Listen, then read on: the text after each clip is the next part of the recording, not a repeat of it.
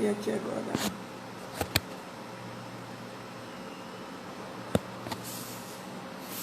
Como é que eu convido o Walter?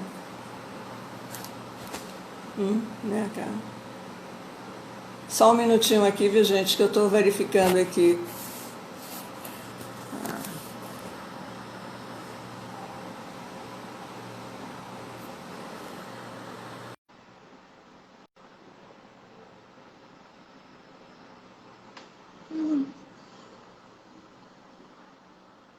Cadê? Eu só chamei aqui. Val? Não, não tá.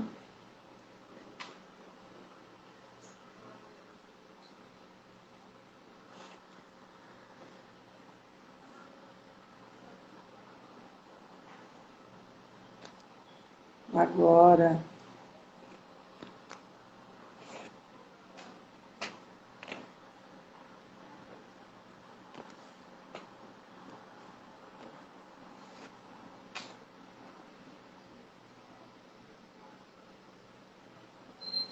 Só um minutinho, viu, gente? Que a Val Cândido está aqui.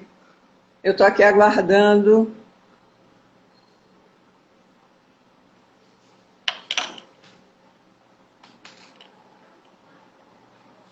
Deixa eu ver.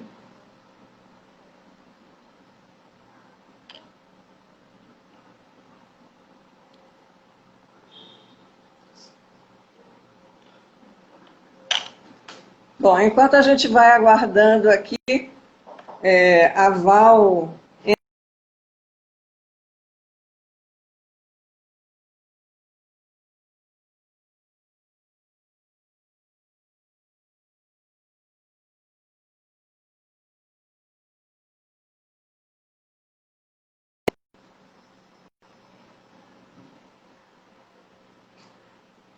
Você está me vendo, Val, mas eu não estou lhe vendo.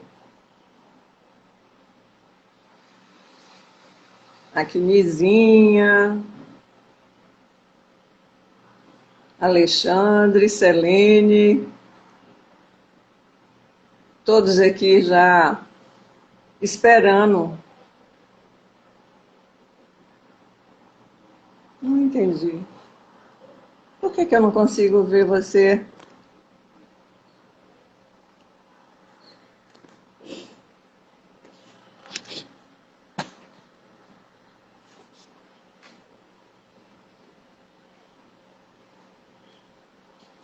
Veja aqui embaixo nas duas carinhas se tem alguma solicitação dela. Oi, Fátima. Até que enfim, eu já estava ficando nervosa. Vamos fazer uma promessa? Vamos fazer um pedido?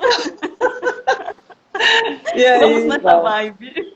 Tudo bem? Boa tarde, pessoas lindas, maravilhosas. Boa tarde, Fátima. Acho que foi realmente questão de conectividade, porque eu estava lhe vendo, ouvindo, vendo as Ah, pessoas entrarem e estava falando, né? Me aceite, fiz a solicitação, mas eu acho que realmente é conectividade. Faz parte, né? pois é, a Nossas gente operadoras.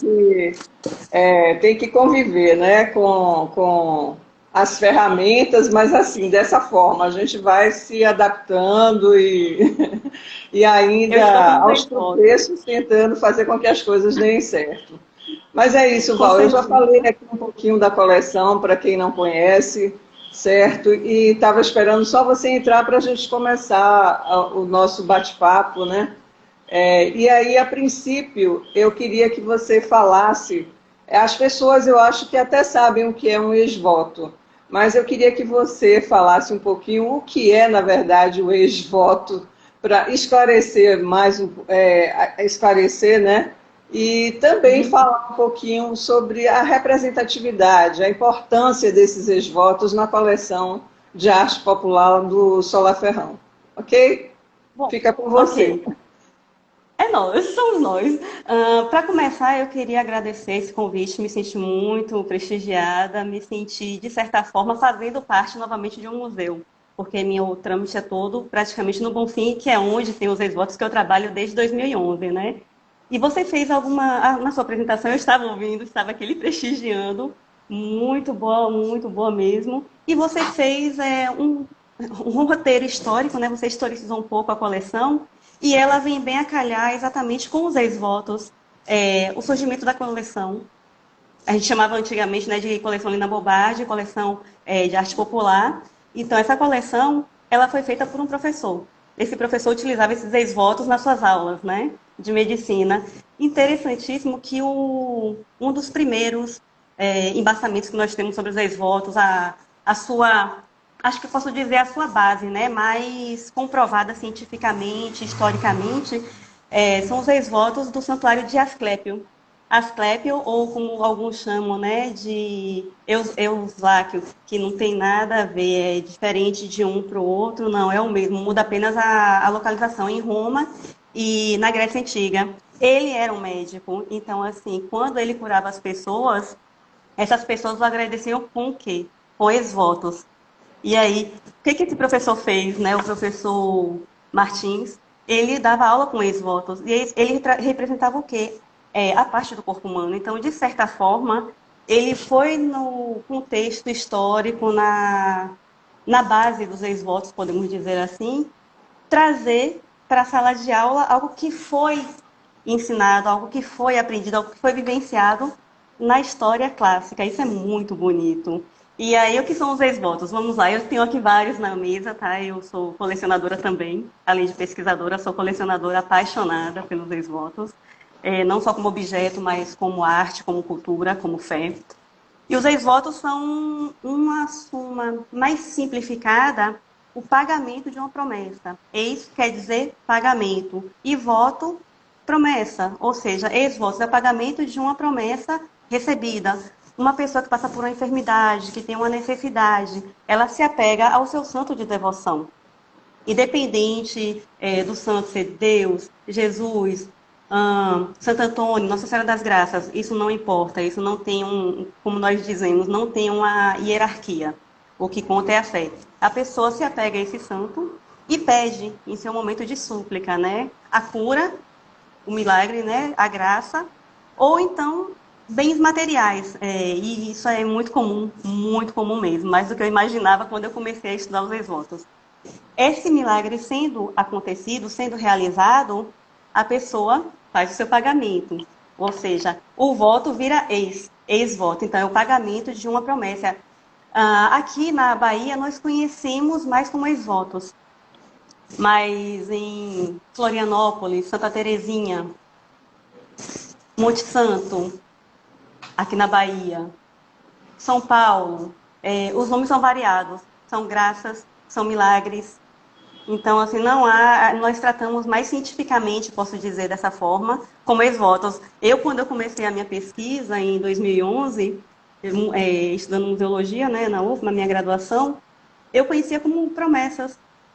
Então, assim, eu fui fazer uma pesquisa na igreja, a cargo de uma disciplina, e simplesmente eu vi pessoas entrando com parafinas. Só que essas parafinas retratavam pernas, cabeças, braços, e o meu estudo era para 2 pinturas, né? E eu parei de fazer o estudo das pinturas e segui as pessoas. E aí eu me dei conta que ali naquela igreja que eu frequentava há mais de 10 anos, tinha uma sala de milagres. E na minha cabeça eu entrava, ia para a missa, fazia todos os procedimentos e posteriormente com a parte científica, né, acadêmica, estudando. Mas nunca tinha passado da nave central. Nunca tinha me dirigido para a nave direita nem para a nave esquerda. Sabia que tinha sacristia, mas me restringia àquela parte ecumênica. E eu segui essas pessoas e acabei me deparando com a sala de ex-votos, né? E fiquei maravilhada, fiquei encantada. Foi uma tarde ganha. De um objeto pulei para outro, né? Saí da pintura e fui, logicamente, para um objeto materializado, para a fé materializada. E falei com o professor Cláudio na época, né? José Cláudio Alves de Oliveira, que era o professor de arte sacra naquele momento, e ele olhou para minha cara e falou: mas é esse o meu objeto de pesquisa? Aí eu falei: professor, o senhor falava algo que eu não sabia, realmente não tinha esse conhecimento. E para mim aquilo foi muito rico, e desde então, desde 2011, eu venho trabalhando com esse objeto. Bom, e aí a gente retorna, né? Dei a explicação bem rápida da minha vida e do meu contato com esses objetos. Vamos lá. E em relação a esse objeto no museu, qual a importância dele? Ele culturalmente, tradicionalmente, é muito importante, porque ele retrata um período histórico, e não é histórico apenas da Bahia, de Salvador, da Dimo, Solar Ferrão, IFAM, mas um momento de pesquisa nacional, em âmbito nacional, onde Mário de Andrade, onde... Me lembrar aqui que são tantos os nomes, nossa, eu sei todos, aí na hora vai falar daquele branco. Então, Mário de Andrade, Maria Augusta Machado da Silva, Oswaldo de Andrade, dentre outros pesquisadores que faziam parte do IFAM, eles fizeram uma junção de pesquisa, onde alguns foram em busca de cultura popular no Nordeste, Norte e Nordeste, e essa cultura popular era retratada em quê? Com os ex-votos. Outro se destinou às carrancas, que mais? Outros a tecidos, a rendas. Então, assim, e com essa junção, eles conseguiram mapear qual era a tradição brasileira, qual era a cultura popular brasileira.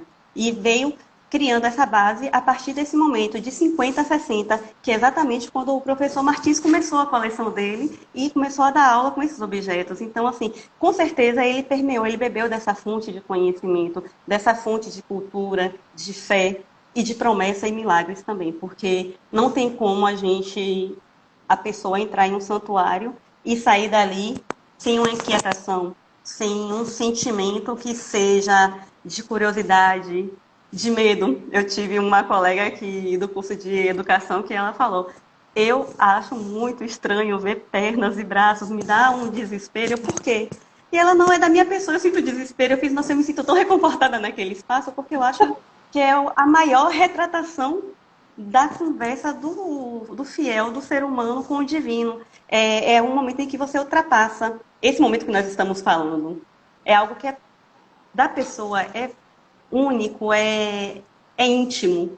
E tem um padre de São Paulo, Erling Gordo, que ele fez um livro, né, com a sua dissertação de mestrado, que foi, estou até com ele aqui, Ex-Votos, a saga da comunicação e da peregrinação. Então, assim, ele traz essa contextualização que o fiel, no momento de súplica, de prece, ele vai a um momento íntimo, ele entra em si, ele se olha, ele vê a sua necessidade e dirige isso ao santo. Então isso é muito bonito, isso é muito forte. E é assim que eu me sinto quando eu vou à sala de milagres, não fazer pedidos, não fazer pagamento de promessas. Já fiz alguns, claro, né? Faz parte. Mas assim, é um momento de internalização, de você se ver em um espaço onde tem muita energia presente, onde você consegue ver realmente curas. E tem pessoas que não acreditam que essa cura foi científica. Alguns sim, outros não. Nós podemos encontrar, e eu posso dizer aqui no Bonfim mesmo, no Santuário do Bonfim, na Sala de Milagres, vários relatos em que os médicos, a ciência desacreditou a pessoa. E ela recorreu ao divino, e o divino a ouviu e a curou. Então, por isso que ele é muito forte. Vamos continuar, Fátima, por favor. Pois é, inclusive a gente hoje vai ter a possibilidade, né, de mostrar um pouco, né, o que é os ex-votos para quem não conhece a coleção, pode vê-los aqui na coleção, mas você quer que eu mostre já? Você agora vai falar um pouquinho, a gente vai falar da contextualização, né, no Brasil, na Bahia, em Salvador, dessa cultura ex-votiva, certo? E nós vamos fazer isso a partir da Basílica, né, da Igreja do Bonfim. E aí, porque na verdade a própria igreja é um ex-voto, não é isso? Sim, sim, sim. E aí vem um contexto histórico rapidinho, tá? Vou bem resumir, porque senão seriam mais ou menos uma meia hora falando sobre isso. O capitão de guerra, na época já do Brasil, já estabelecido, bem formado para aquele período, 1745, quando ele vinha de Portugal para cá, com sua nau, ele passou por uma tempestade. E nessa tempestade ele se viu em risco e viu toda a sua tripulação. E o que ele fez? Ele se agarrou à imagem que ele tinha do Nosso Senhor do Bonfim. Contam que é a mesma imagem que tem até hoje na igreja. Eu não sei, não estava presente naquele momento, não posso afirmar nada. A gente acredita no que a gente lê nos relatos históricos, correto? Então, e ele fez o pedido que se ele chegasse vivo, junto com toda a nau, ele ergueria uma igreja no monte mais alto da cidade, que é localizado na Colina Sagrada do Bonfim.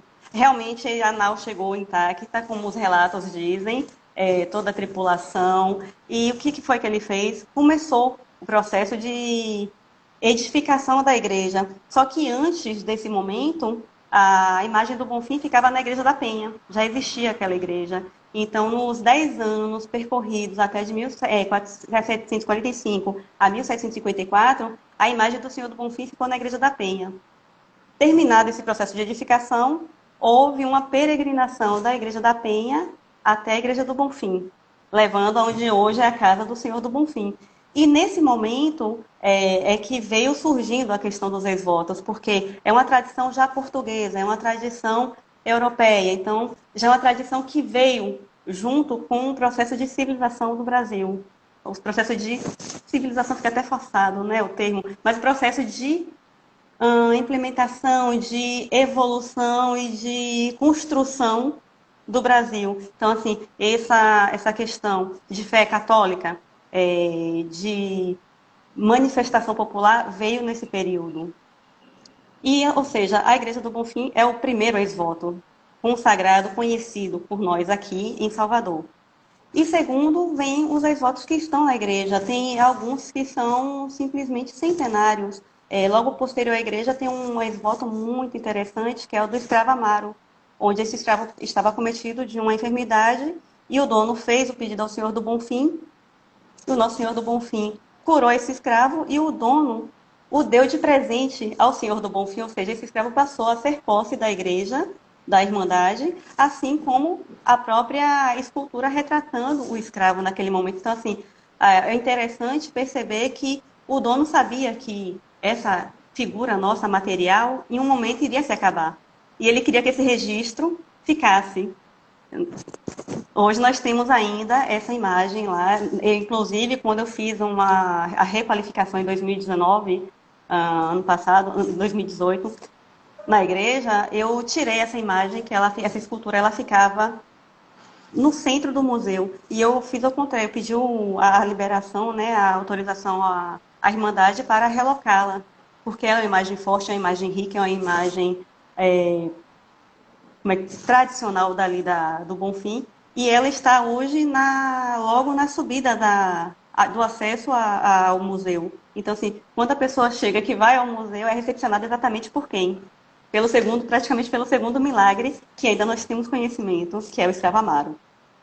E essa cultura popular, ela prevalece por quê? Né? Por que ela ainda continua? Porque nós temos fé. Não tem como dizer, uma pessoa não tem fé. Eu acho hoje, né, eu acho hoje que, nesse momento, o que eu tenho pesquisado nas redes sociais é que, de certa forma, nós nos apegamos ao sagrado. Nós recorremos ao sagrado. Vai passar, esse momento vai passar, fique em casa, tenha fé em Deus, tenha fé, tenha calma, tenha paciência. Mas isso tudo vem com um sentimento. E esse sentimento é de quê? É de amor ao próximo. E quem prega esse amor ao próximo? É só o catolicismo? Não, todas as religiões pregam esse amor ao próximo. Mas esse amor ao próximo vem de algo mais profundo, que não é só a palavra.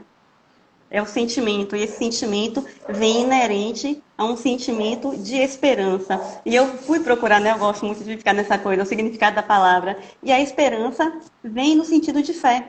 É você ter fé em algo, é você acreditar que algo vai acontecer. Então, uma coisa está imbricada à outra. Isso é muito interessante. E também, né, a gente, para a gente fazer hoje esse bate-papo, eu andei lendo muita coisa. E, pois é, aí é bom porque aí a gente volta, né, vai estudar e acaba aprendendo uma série de coisas. Aí eu fui acompanhar também, fui vendo a história de Aparecida, dos milagres de Aparecida, que na verdade, esse ano, inclusive, né, completa 303 anos da aparição da imagem, não é isso? Foi em 1717? Não sei. Não. 17. Acho que é 17. É 17 mesmo? Pois acho que é 17, então, aí são, na verdade, os dois santos que a gente tem a maior devoção, né? É a Aparecida e é o Senhor do Bonfim, né? E aí a gente vai acompanhando as coisas, o milagre de Aparecida foi uma coisa linda. A própria construção da basílica, né? Tem a basílica mais antiga, tem a mais nova, e cheia de simbolismos, né? Você vai para a igreja, aí vem para aqui, para a Basílica do Bonfim, aí você olha aquelas pinturas, né? Onde você tem o estudo daquelas pinturas lá no MAB. Então, sei lá, é um negócio assim, é emocionante, né? A gente entrar, perceber, e como essa história foi crescendo, né? A devoção do Senhor do Bonfim, a lavagem primeiro da igreja, para depois ir para a lavagem, passar a ser do lado de fora, no adro, nas Então, escadarias. Então, é impressionante, né? Como isso foi sendo construído, né? E hoje é a festa que é. E é uma festa que já saiu daqui, porque é, na, é tem. internacional. Exatamente, né? Então não é só o Senhor do Bonfim, não é mais só Setúbal, não é só em Portugal, não é só na Bahia, não é só em Salvador, entendeu? É uma coisa já que como isso corre na verdade, né? Então é como eu disse, é a prova de que é como a fé e a religiosidade está presente na nossa identidade, né? Na nossa identidade cultural. Como ela construiu esse país, como ela nos construiu, não é verdade? Isso é muito importante. Mas aí eu posso mostrar Interessante. agora um pouquinho. Você começou a falar dos Pode continuar ex-votos. falando, pode mostrando que eu vou falando, pronto. Ah, Fica tá. tranquilo. Vou Fátima falou mostrar sobre aqui. Setúbal. Para quem não conhece, o primeiro Senhor do Bonfim é o Senhor Bom Jesus de Setúbal. Ele ficava na ermida do Anjo da Guarda.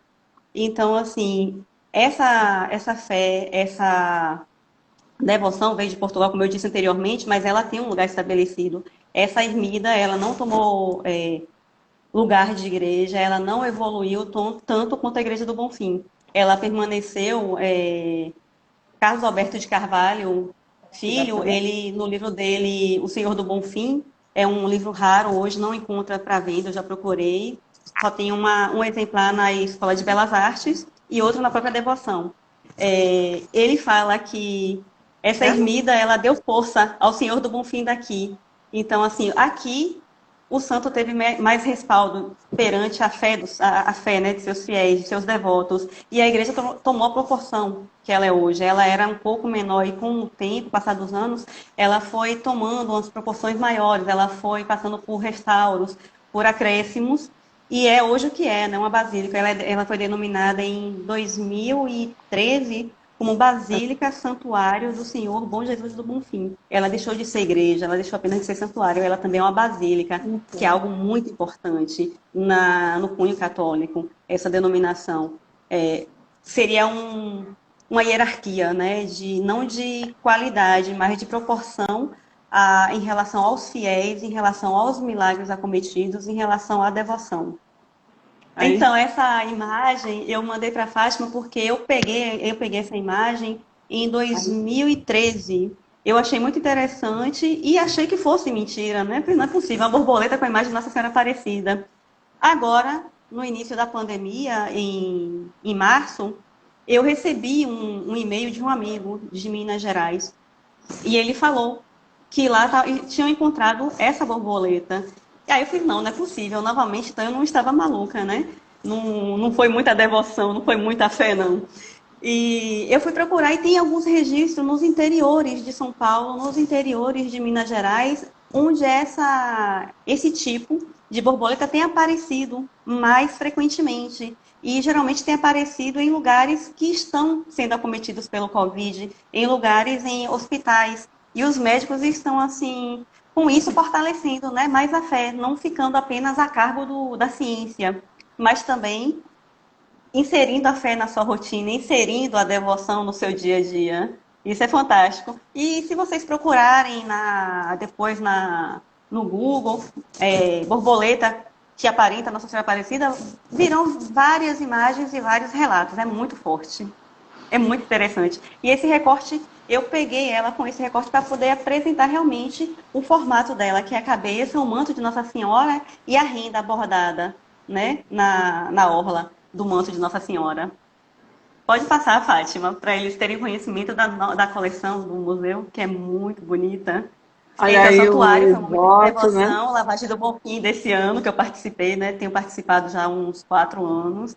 Às vezes evito porque eu não gosto muito de multidões de barulho, eu gosto mais do silêncio, mas como é minha pesquisa, é um local que eu gosto muito, me sinto em paz, eu sempre que posso eu procuro ir. Esse foi uma fiel, né? Mostrando, ela estava indo pagar uma promessa com a fitinha. Então, assim, os ex-votos não são só as partes do corpo humano, não são apenas chaves, chave de carro, de casa, mas tudo pode ser um ex-voto, de acordo com o pedido do fiel.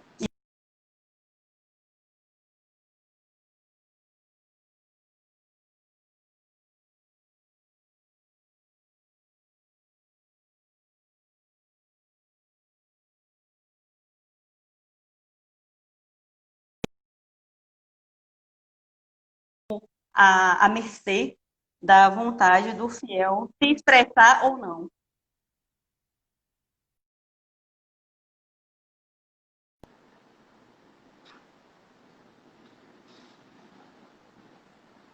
Ficou mudo, Fátima.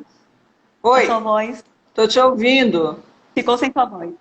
Depois da fitinha, ficou sem sua voz. Ah, tá.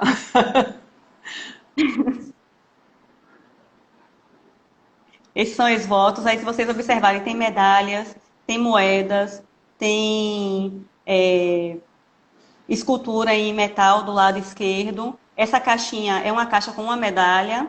Ao centro, esse redondo grande é uma medalha também em prata, vários crucifixos, vários terços. Tem um relógio ao fundo também. Pode subir, Fátima. Passar outra imagem. E essa é a coleção. Eu coloquei contraponto, né? Tanto a coleção do Museu de Arte Popular, como a do lado direito, os ex-votos da Igreja do Bonfim. Então, estão as duas, para vocês verem essa similaridade entre uma coleção e outra. Por que isso? Porque esses objetos foram mais aqui no Brasil, especificamente no Norte e Nordeste, foram mais feitos, confeccionados em madeira. Porque era o material existente à época de maior acesso, de maior facilidade. Nós tínhamos e ainda temos muitos artesãos. Em Monte Santo, é um santuário, é o terceiro sacromonte daqui do Brasil. Ele ainda permanece com a maior parte, 90% dos seus ex-votos, são ex-votos esculpidos em madeira. E eu perguntei à pessoa, fiz alguns questionamentos a alguns moradores do local, e eles falaram que é a forma mais barata, mais acessível de se pagar uma promessa. A parafina é cara, a vela é cara nesses lugares que são afastados dos centros, né, das metrópoles. Então, essa expressividade, essa materialização da fé na madeira é exatamente pela questão de condição financeira. Antigamente, hoje, o que acontece? Hoje já é o contrário. Hoje, essa arte popular, como a Kate falou, e arte popular ela ama, assim, é maravilhosa, Kate. Essa arte popular confeccionada em madeira, atualmente já é um processo diferente do que era no passado. Hoje já é caro. Você encomendar uma escultura em madeira, por mais simples que ela seja, um coração, chega em torno de 100 a 150 reais em madeira. Se você for comprar um ex-voto em formato de coração, que eu estou até com um aqui, em parafina. Esse foi do Santuário de Minas Gerais, de Congonhas do Campo, segundo o santuário que eu pesquiso. Esse é de parafina. É um ex-voto. Eu adquiri realmente na Sala de Milagres, tá? Não comprei. E eu fui na lojinha perguntar quanto era um ex-voto desse. R$ 10. E aí você vê a diferença. R$ 10 para R$ 100, né? Muito grande. E aí vem uma parte da pesquisa que eu fiz, né, um parâmetro da pesquisa, que são os kits. Esses objetos em parafina, cerâmicas, esculturas, como essa Nossa Senhora das Graças, também ex-voto, são mais acessíveis. O kit tomou lugar pela acessibilidade, pela sua manufatura, pela sua forma de confecção dos ex-votos de madeira. Confeccionar um ex-voto em madeira, uma escultura dessa, um artesão dura em média, se ele for muito hábil, muito rápido e não for tão detalhadamente, em cerca de 1 semana a 20 dias. Aí vai de acordo com o tamanho, com a madeira a qual ele vai trabalhar, com os detalhes, a estética desse objeto e a representatividade desse mal, dessa cura. Por que essa representatividade? Eu falei. Porque nós vemos muitas, a Fátima está mostrando a vocês, troncos, cabeças, tem um que está, inclusive, detalhado as costelas, que eu acho fantástico, né? Dessas minuciosidades. Então, um ex-voto desse estilo, com essa categorização, com essas características próprias do fiel, do pedinte, ela faz com que o objeto seja único, primeiro, e segundo, mais requintado, que ele tome âmbitos de objeto de arte. Por isso vem objeto de arte popular, né? Cultura de arte popular, com a arte, não a arte que nós encontramos massificada e industrializada, mas é uma arte própria, é uma arte única. Eu também tenho alguns esvotos em madeira, eles são de Monte Santo. Se vocês observarem, ele também não tem tantos detalhes como esses que Fátima apresentou. Em Monte Santo, é interessante que até você chegar ao final, ao Sacro Monte, você passa pelas passagens, como se fossem as passagens de Cristo. Tem todo aquele percurso de você subir, dar uma pausa em uma capela pequena, descansar. Se você levou sua água, logicamente, né, hidratar, que faz muito bem. E nesse percurso, você encontra vários ex-votos. E os fiéis, alguns não chegam à capela e depositam esses votos, eles deixam no meio do caminho. E eu perguntei a um fiel por que ele estava deixando o ex-voto no meio do caminho, por que ele não subia, não ia até o monte, realmente, não ia até a ermida, porque lá não é uma igreja, é uma ermida, e fica entre âmbitos capela e ermida, por conta do tamanho da sua categorização. E ele falou que a cada ano, desde que ele foi curado, desde que ele foi agraciado pelo milagre, que ele vai levando. Então, no primeiro ano ele levou, deixou na primeira capelinha. No segundo ano, na segunda capelinha. Eu encontrei em 2013, na terceira capela. Então, assim, e aí depois que ele saiu, eu peguei o ex-voto, claro, né? A pessoa nada desvinculada a essa materialização, a essa fé, e foi esse ex-voto. Se vocês observarem, ele detalhou bem o nariz, a boca, a orelha. Eu perguntei, ele não disse também qual foi, né? O milagre. Ele disse que no ano seguinte ele ia colocar o próximo ex-voto na capela seguinte, até chegar realmente à igreja, né? À ermida. Então, e aí vocês devem estar perguntando, é muito comum ex-votos em madeira? Não.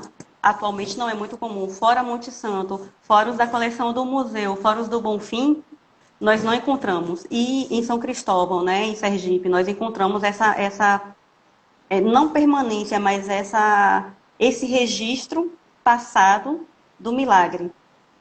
Nós encontramos atualmente, e eu posso dizer que eu estive praticamente em quase todos os santuários do Brasil, junto com o Projeto Ex-Votos.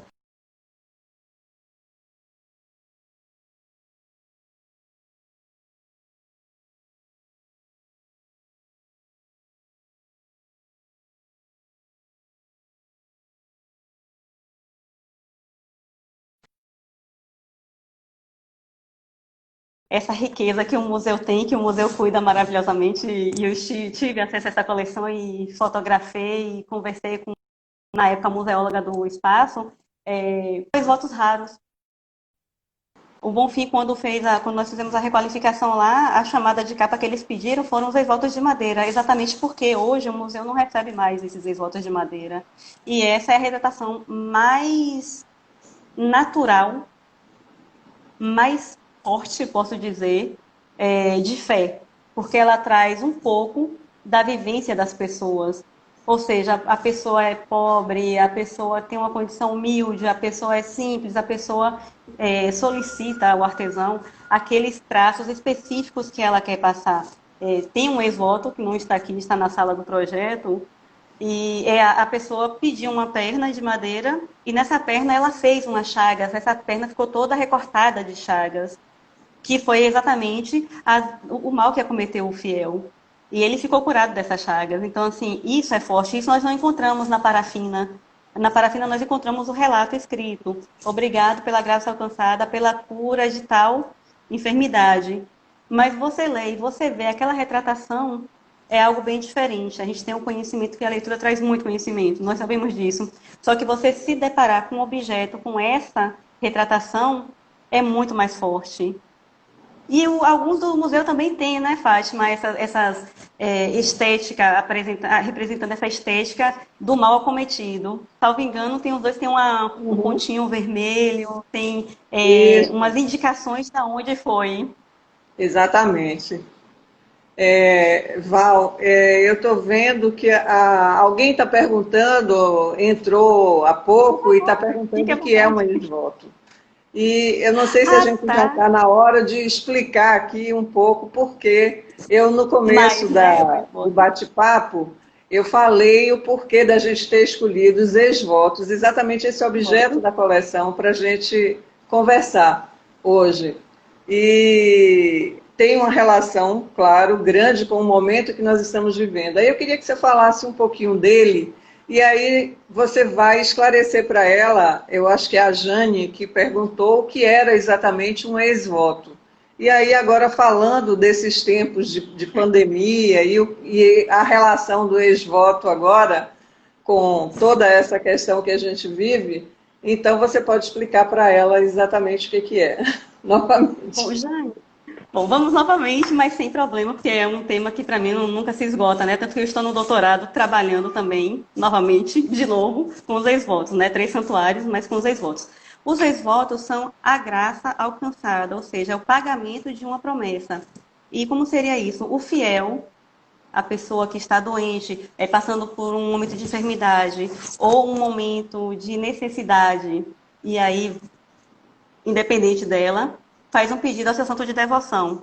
Quando esse pedido é realizado, quando essa pessoa, no caso, se for enfermo, é curado, e ele fez o pedido, ó meu Senhor do Bom Fim, caso eu fique curado, o que eu poderia dizer? Do meu tumor. Nossa. Então, o fiel ficou curado, né? Ele faz o quê? Ele leva a igreja do Senhor do Bom Fim, e ainda tem isso, ou a outro santuário de sua preferência, esse pagamento. E o que seria esse pagamento? Seria um objeto, algo que representasse esse tumor ou representasse o local onde esse tumor esteve agregado. Seria onde? O braço, uma cabeça, uma perna. Então, em linhas mais diretas, bem mais claras, né? O ex-voto é o pagamento de uma promessa feita, ou seja, o fiel paga ao santo a sua cura.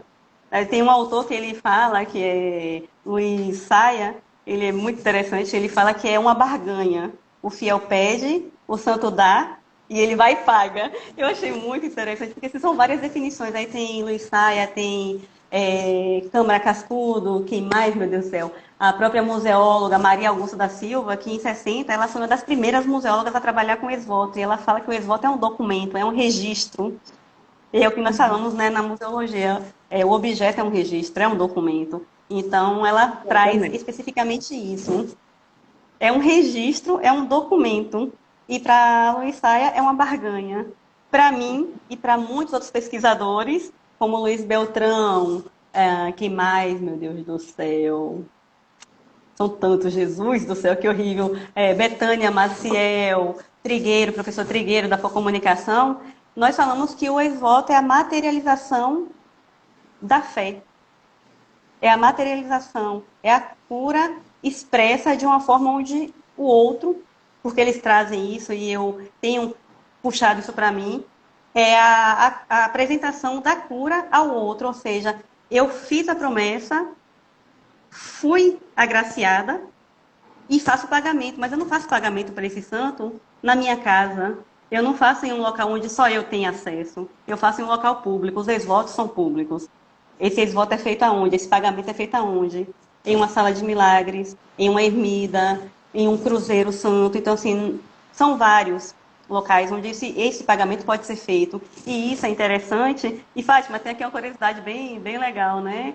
Em São Paulo tem um cemitério, eu não lembro agora, eu não estive, eu recebi a matéria, tem uma matéria, mas acabei não indo, não tive como ir nesse local, onde um dos sarcófagos, mausoléus, um dos mausoléus recebe ex-voto, eles acreditam a uma criança a cura, a possibilidade de cura, né, de pedidos. Eu achei interessante, um amigo me mandou a foto, você tem que vir aqui pesquisar, eu tenho que ir aí, não sei quando, mas eu tenho que ir, porque é algo que fugiu.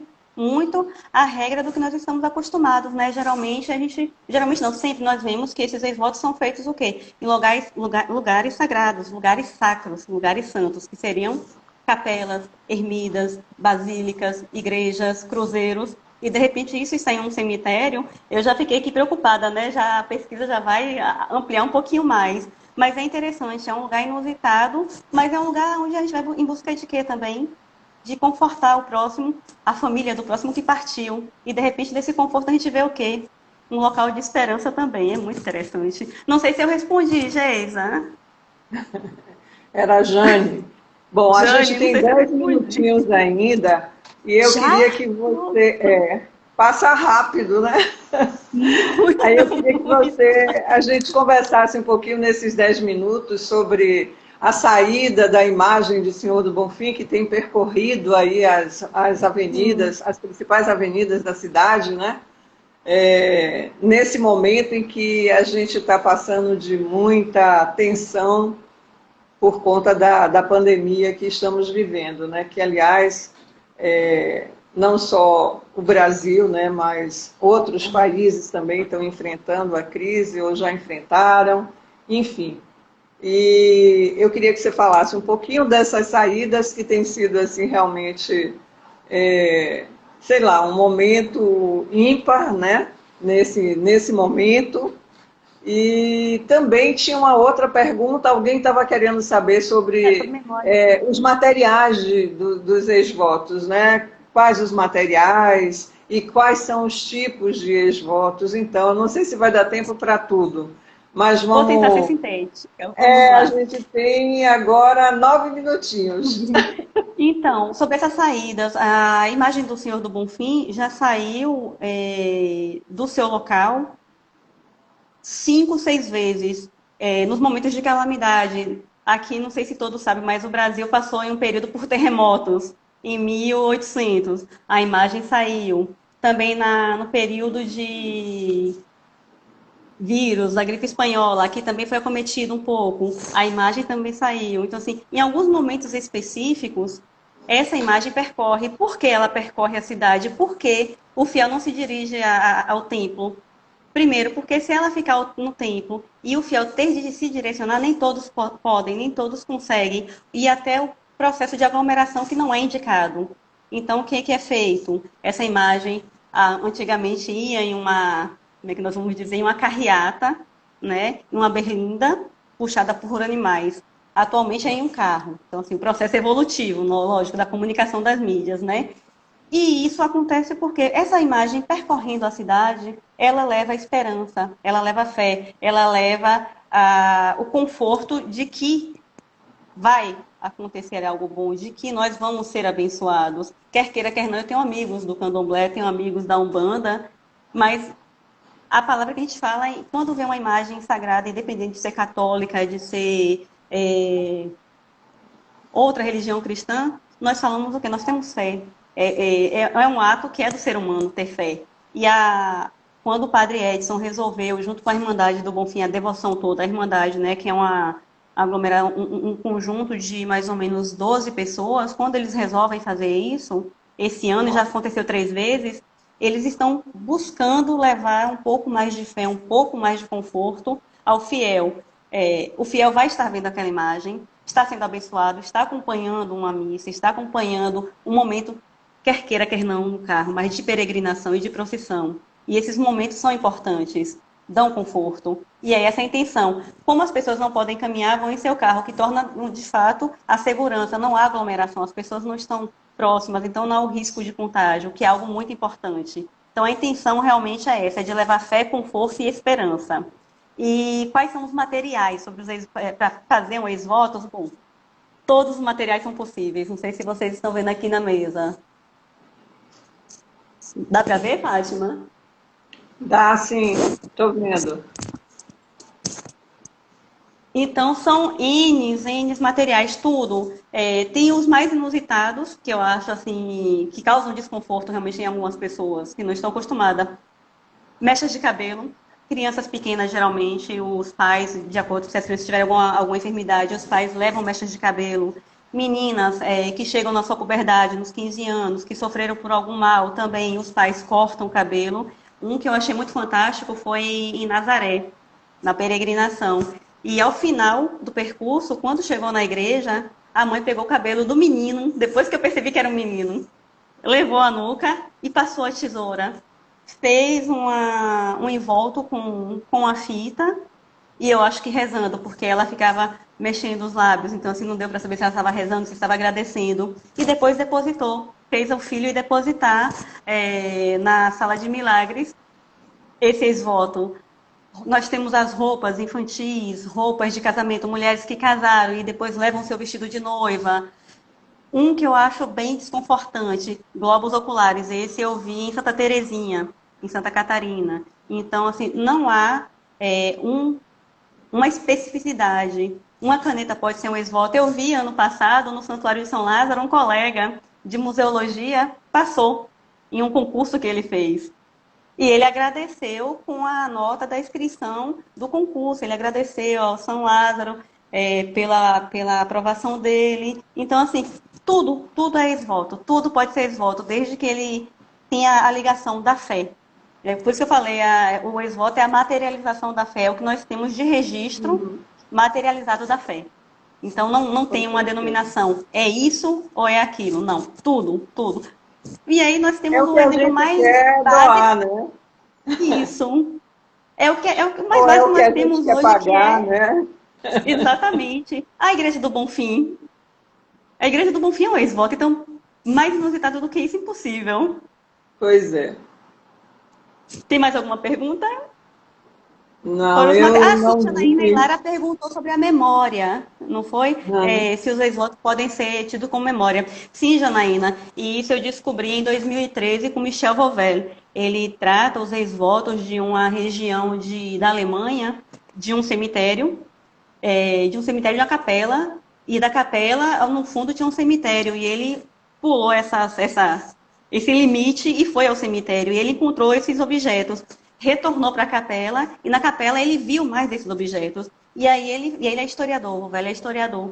Ele disse que tem um texto específico, eu cito ele em alguns artigos. Ele fala que os ex-votos são registros, são documentos, porque a partir dele a gente pode pegar o contexto histórico do período socioeconômico, sociocultural, a forma que a pessoa escreve já diz qual é a sua condição. O linguajar transcrito naquele bilhete, ou até, como eu falei, né, a questão do objeto ser mais rebuscado, ser mais rico detalhadamente, ou um objeto kit. Então, isso traz muito. E Vauvel fala que cada detalhe desse, esteticamente, ricamente produzido ou não, determina uma classe social, determina uma hierarquia. Então, eles são documentos. Mas é uma leitura que vale a pena. Para você que está trabalhando com memória também, que eu sei, no seu mestrado, eu acho que vale a pena. Michel Vauvel, é muito interessante, muito boa leitura. Mais alguma? Obrigada, Maria de Fátima. Tem várias pessoas conhecidas, gente maravilhosa. Obrigada, não esperava. Muita gente entrou aqui, Aparecida Matos... A Fátima entrou, Nizinha, Yara, muita gente Yara mesmo. Essa música linda. Yara, essa música, pois é. Então, tem muita gente aqui, a Lorena, enfim, foi muito bacana. Fez uma live maravilhosa. Então, eu quero aproveitar aqui e agradecer a você, a sua participação, a sua disponibilidade em vir conversar com a gente sobre os ex-votos. Tá? Foi bastante esclarecedor, foi muito bacana a nossa conversa. Então, eu quero agradecer a você, quero agradecer também aí a diretoria de museus, ao IPAC, aos técnicos, todos os técnicos da DIMOS, do IPAC, os que estão facilitando para a gente essa comunicação, é muito importante que a gente diga isso nesse momento. Agradecer a todas as pessoas aqui que participaram, entendeu? Que perguntaram, que interagiram com a gente de alguma forma. O nosso muito obrigado também. E aí fica com você agora. Para você. Eu agradeço primeiro o convite, né, seu e da DIMOS, da diretoria de museus. Fico muito grata por essa lembrança, por saber e ter registrado, né, de certa forma, esse meu trabalho. Fico muito agradecida. Agradeço a todas as pessoas que estiveram presentes, assim, destinaram um momento do seu dia, que hoje a gente fala que está em quarentena, estamos em casa, mas nós temos produzido muito, trabalhado muito, acho que mais do que se estivéssemos saídos de casa, né? Porque eu me pego Com trabalhando até, às certeza. vezes, 9, 10 da noite. Então, assim, sei que muitos também estão assim. Agradeço imensamente esse tempo de vocês, porque para mim isso é muito rico. É um presente nesse momento. E Fátima maravilhosa, né? Porque não existe, acho que mediadora, que pessoa mais prazerosa de estar conversando do que você. E ela fez, assim, vou dizer assim, brincando aqui como professora, ela fez o dever de casa, ela não veio só perguntando secamente, ela pesquisou, eu achei isso lindo, foi estudar um pouco para estar conversando comigo. Então, isso é cultura, você trouxe conhecimento, você trouxe arte e, mais importante, trouxe um pouquinho de fé para essa tarde de segunda-feira, para iniciar a semana bem forte, Pois bem é, fortalecido e bem em paz, né? com certeza. E E se olha lá quem puder, está aqui quando atrás, puder, ó, para falar em fé e devoção, ó. Olha ali também, Santo Antônio, maravilhoso. E essa tá novena esse ano bom? foi em casa, né? Separados, mas tudo bem. Eu faço o convite, né? Quando acabar esse momento de isolamento social, quem puder ir ao Bonfim, ir a Dimos, ir ao Solar Ferrão, ir aos museus da cidade, e às igrejas que se transformaram em museus, vão, porque vocês vão encontrar muita riqueza, e não só no âmbito religioso, mas no âmbito histórico. O religioso faz parte, né? Já está tendo um museu, tendo obras de arte em uma igreja, já é uma riqueza. E a nossa cultura, ela é formada pelo catolicismo, ela é formada, quer queira, quer não, pela arte sacra, pela fé. Então, visitem os museus, visitem as nossas igrejas. Tenho certeza que vocês vão sair enriquecidos de muito conhecimento e com muito prazer. Professor Luiz Freire, um beijo, obrigada pela sua presença. Outra coisa, só um lembretezinho. Eu fiquei sabendo, sábado, por um amigo do Ceará, que ele não sabia que a Igreja do Bonfim tinha museu, ele só conhecia a Sala de Milagres. E aí ele mandou, vá ao Museu do Bonfim. Eu estive em fevereiro, já início já de pandemia, e eu descobri que a igreja fez um museu. Eu fiz, não, a igreja tem um museu desde 1975. Então, assim, Isso. para quem não sabe, a Igreja do Bonfim, no segundo andar do presbitério, acima da Sala de Milagres, onde tem aquela porta recortada de madeira talhada linda, ali é um museu. Então, visitem, por favor, vocês vão gostar. E detalhe, é a única igreja do Brasil que permite acesso à torre. Então, vocês vão ter uma vista de 360 graus da Baía de Todos os Santos. São dois prazeres juntos, a fé, dois não, vários, né? A fé, a arte, a cultura e a vista. Muito obrigada a Valeu, todos. Val. Muito obrigada, tá? Obrigada, Fátima. Obrigada a todos. Beijo. Boa tarde.